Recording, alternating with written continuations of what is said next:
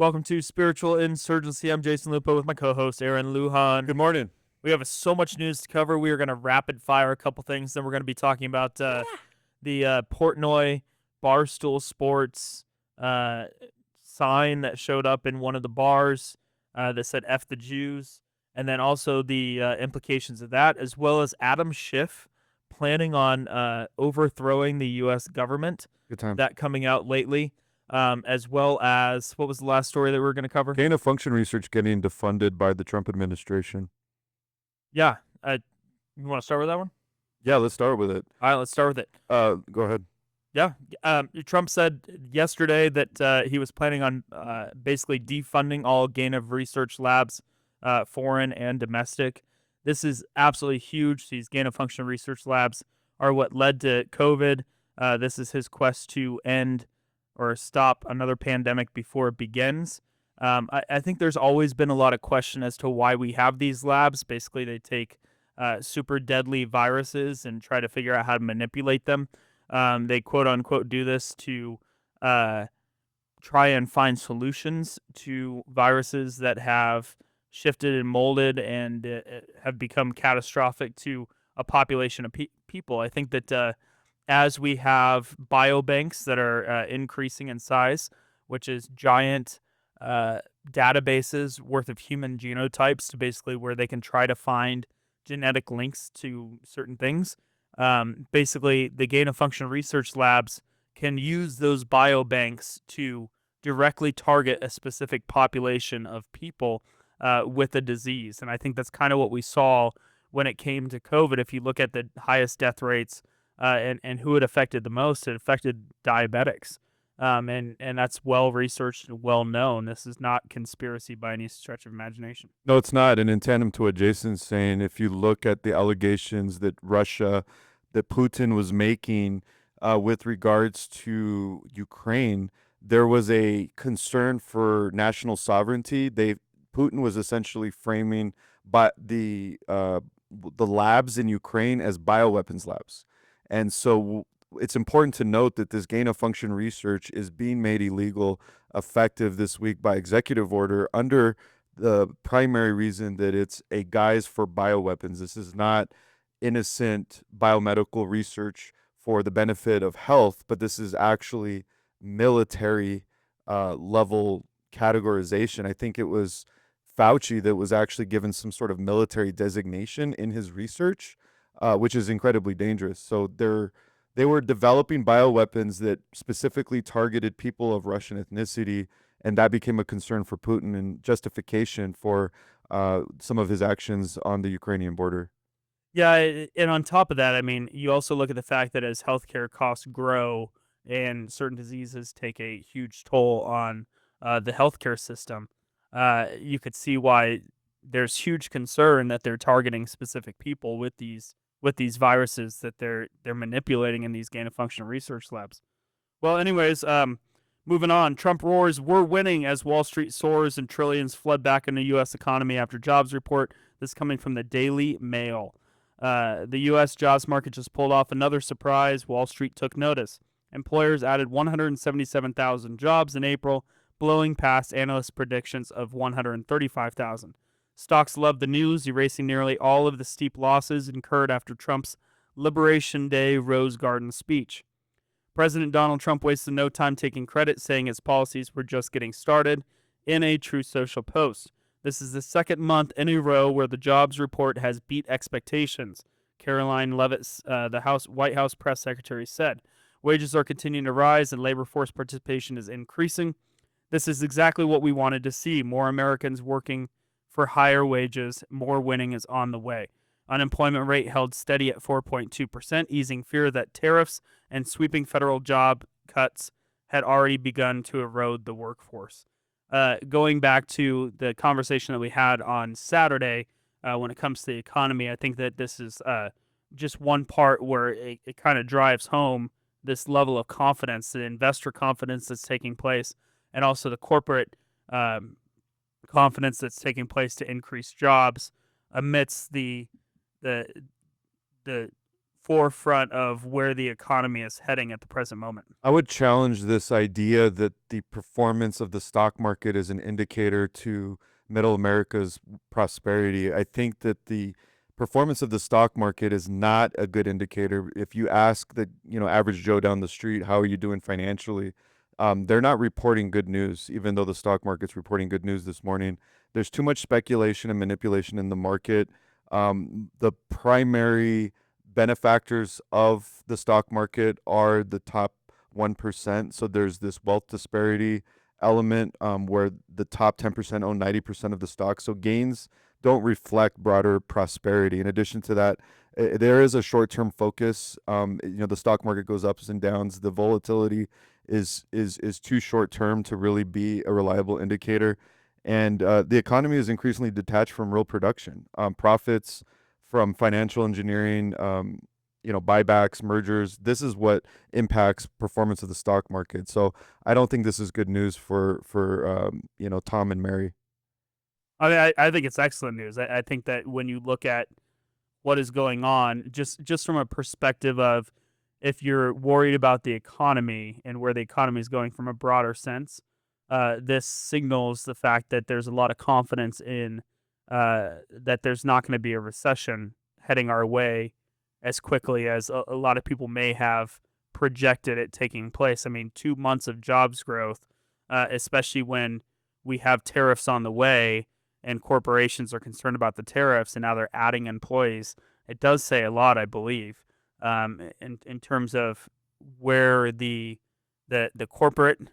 corporations stand and where the general public sees what is going on with the economy as a whole. Adam Schiff, shifty eyes. He's got beautiful eyes, by the way. Have you ever seen Adam Schiff's eyes? They are so shifty.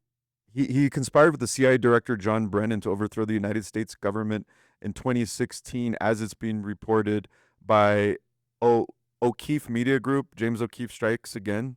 Right out of a small room in Langley, Virginia, covertly conspired with CIA director Mike Pompeo to overthrow the sitting president of the United States in 2017, and conspired with CIA director Gina Haspel, the U.S. aide, and the OCCRP, whatever that is, to topple the United States government in 2019. It's a crazy story. The House of Representatives impeached President Trump in December of 2019. Many people may not remember that it was a CIA analyst who was left over from the Obama White House who wrote the memo that led to the impeachment. It was all based on hearsay. The people had not actually been in the room with Trump. This is wild. Adam Schiff, I think, is drunk off power. What's your initial reaction when you heard this? I have a place for Adam Schiff to go. I think that there's a nice little cell waiting for him in Alcatraz. Yeah, that's what a lot of the memery is about this morning, is Shifty Eyes in Alcatraz. What's next? Well, this one is huge for those that live in Colorado, those that have been following the Tina Peters story. We have touched on it numerous times over the last year. Donald Trump writes yesterday, radical left Colorado Attorney General Phil Weiser ignores illegals committing violent crimes like rape and murder in his state and instead jailed Tina Peters, a 69-year-old Gold Star mother who worked to expose and document Democrat election fraud. Tina is an innocent political prisoner being horribly and unjustly punished in the form of cruel and unusual punishment. This is a communist persecution by the radical left Democrats to cover up their election crimes and misdeeds in 2020. The same Democrat Party that flies to El Salvador to try to free an MS-13 terrorist is cruelly imprisoning, perhaps for life, a grandmother whose brave and heroic son gave his life for America. Colorado must end this unjust incarceration of an innocent American. I am hereby directing the Department of Justice to take all necessary actions to help secure the release of this hostage being held in a Colorado prison by the Democrats for political reasons. Free Tina Peters now.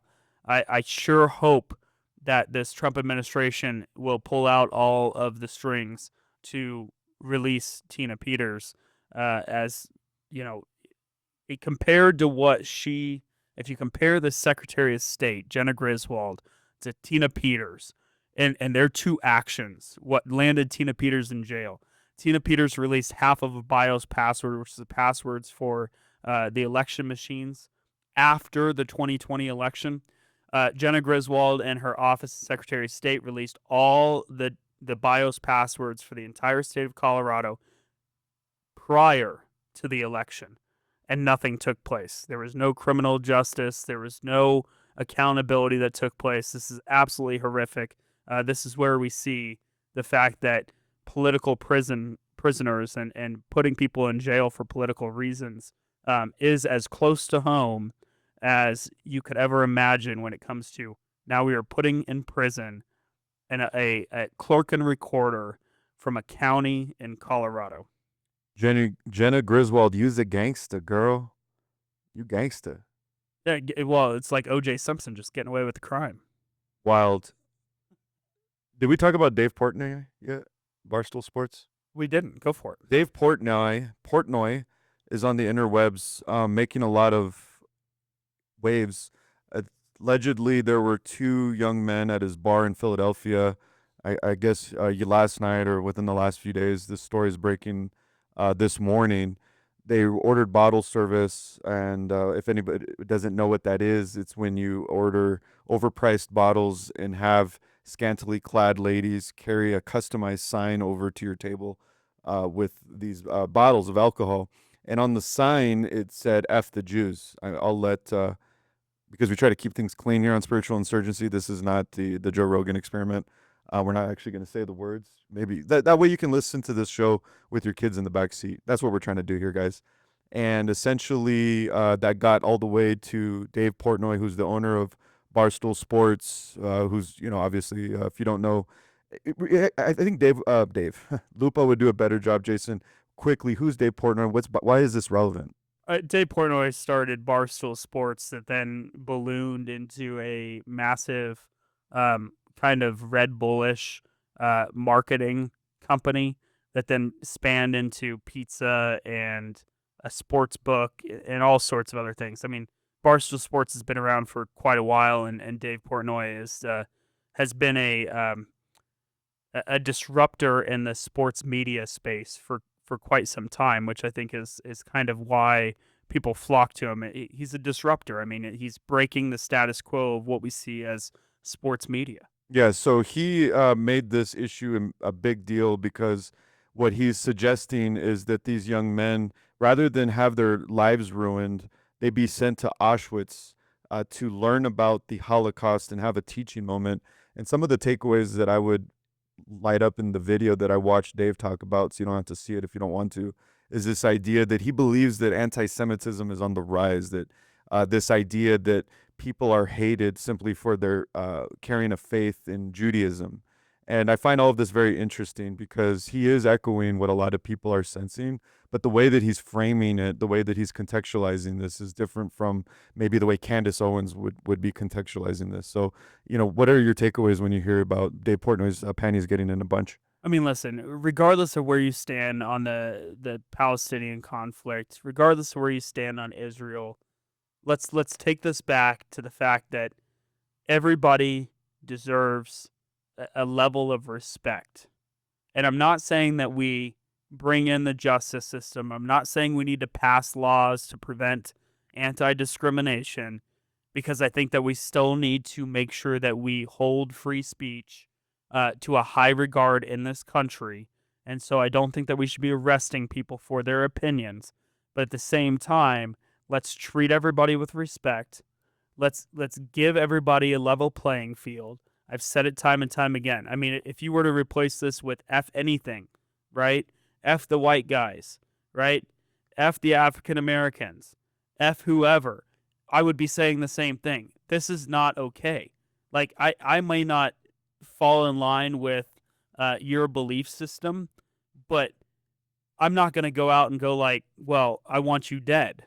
I'm not going to call for your murder, which is what we've seen. I mean, we've seen this across the country where people are literally calling for the killing of Jews. And so I'd hope that all of us can agree that that's wrong, right? It's okay to have your opinions, but let's have some decency. Let's have some decency as a community of people. Yeah, well, the problem that I have is when we designate a group of people as a protected class and that we pass laws saying we're going to infringe on free speech if you speak poorly as we define it, and we're going to, for example, HR 867, a House bill that was taken to vote on Monday, the IGO Anti-Boycott Act, sponsored by Rep. Mike Lawler, fines Americans up to 1 million and sends Americans to prison for up to 20 years for participating in boycotts of Israel or its settlements if these boycotts are endorsed by international bodies like the European Union or the United Nations. I think it was Noam in South Dakota that wanted to pass some sort of law making it anti-Semitic. I know that Trump recently put pressure on universities, saying that there's going to be federal funding pulled from your university if you don't uh, put pressure on your university policies to support this anti-Semitic protections. I mean, this is a big problem. I don't understand why we're protecting this group of people. I have my theories, which we'll get into in upcoming shows, because it's a really fast moving and big issue. And would you add to that? Yeah, I don't agree with making anybody a protected class of people. But at the same time, I do believe that we should give everybody, like, have some decency, people. Like, that's all I'm going to say on in that regard. But just because a Republican is attached to a bill does not make that bill good and does not make that bill conservative. And so we cannot go just because this extenuating circumstance exists, we need to change the Constitution. And that's what some of these Republican lawmakers are trying to do. They're trying to limit free speech because they're unhappy with something going on in the world. Well, it's no better than those that are trying to amend the Second Amendment and what it stands for because they're unhappy that radical leftists are shooting up schools. It's the same thing. We have to protect the Constitution regardless. And I'm not going to stand with anybody that goes against what is in our Constitution, which is the fact that you have freedom of speech, freedom of religion, freedom to assemble. Assemble does not give you the okay to riot in the streets. All right? It's the ability to assemble And boycott. and boycott. That all exists. And so we can't tear down the Constitution because you're unhappy with what is going on in Israel and anti-Semitism. Now, at the same time, I don't believe that we should be anti-Semitic. I don't believe that we should be anti-Muslim to the point where we are calling for their murder. Like, we need to treat people with respect. I'm going to continue to say that. Marjorie Taylor Greene said this on this bill. I will be voting no. It is my job to defend Americans' rights to buy or boycott whomever they choose without the government harshly fining them or imprisoning them. But what I don't understand is why we are voting on a bill on behalf of other countries and not the president. President's show, I didn't go on to catch the entire thing, so I apologize. But I 100% agree with Marjorie Taylor Greene. I mean, this is a double-edged sword. If we do this with the Jews and we do this with this bill, then what's stopping the radical left, which they're already trying to do, from going, you know what, if you boycott Target for their LGBTQ policies, we're going to throw you in jail. Or any other company that had DEI initiatives. I boycotted tons of companies. And when they came back to their senses, guess what? I started shopping there again because I think that's right. If you're going to boycott them because you want them to change policy, when they change the policy, I think you need to go back. That's my personal opinion. Marjorie Taylor Greene followed up. I am told we are no longer voting on this. It's been pulled. Yeah. Now let's vote on the promises we made the American people, the agenda that gave us the historic victory in November of 2024, President Trump's executive orders, and make Doge cuts permanent with recessions. That's a victory for free speech. That's a victory for America. Can I chime in? Well, let me say this. To finish. Before the show, he said, well, should we even bring this up because it's going to be pulled? Yes, because what happens is oftentimes these bills get brought up, they have a ton of public attention, they get stuffed in the back, and then when nobody's paying attention, they end up on the House floor and getting voted on. And that's why this is so important. Yeah, and I want to clear up some potential confusion here. The corporate media are the queens of conflation. They're conflating the idea of a Jew who lives in your neighborhood who goes to the temple. Are they temples that they go to? They don't go to mosques. They don't go to churches. Jews go to temples, right? Okay. I'm not talking about the guy down the street. The corporate media is trying to equate the everyday Jew with this political ideology known as Zionism. And so, what you have happening right now, there's a very outspoken people like Candace Owens, like Nick Fuentes, like former UFC fighters, people that are in the mainstream now, talking about this problem that we have with a political ideology that happens to be shared by people almost exclusively of Jewish faith. So, in other words, anybody who advances Zionisms are Zionisms. Anybody who purports or advances Zionism is a Jew, but not everybody who's Jewish is a Zionist. And what the media is trying to convince people of is that if you are opposed to Zionism, you are a hater of the Jewish people. Now, we are on spiritual insurgency. We worship the king who said, love your God with all your heart, soul, mind, spirit, and strength, and love others like yourself. If we're to love others, or if we're to do unto others as we would have them do unto us, that means we love our neighbors, that we are forgiving people, that we're not hateful people. But we can still love people and have criticism over political ideologies. We can hate evil as the Bible instructs us. So if Zionism is an instrument of evil, then the scripture commands us to hate it. And that is not hatred for a person, and that is not hatred for a group of people. That is hating evil because God gives us a commandment to hate evil, and evil can come in the form of a political ideology like Marxism and communism. Yeah, essentially what this is ad hominem attacks on the Jewish people. I don't want to go as far as say it's anti-Semitic. I'd say they're ad hominem attacks, right? Instead of attacking somebody's belief, instead of attacking somebody's stance on an issue, they're attacking the person, and that's not healthy discourse. That does not move us forward as a country.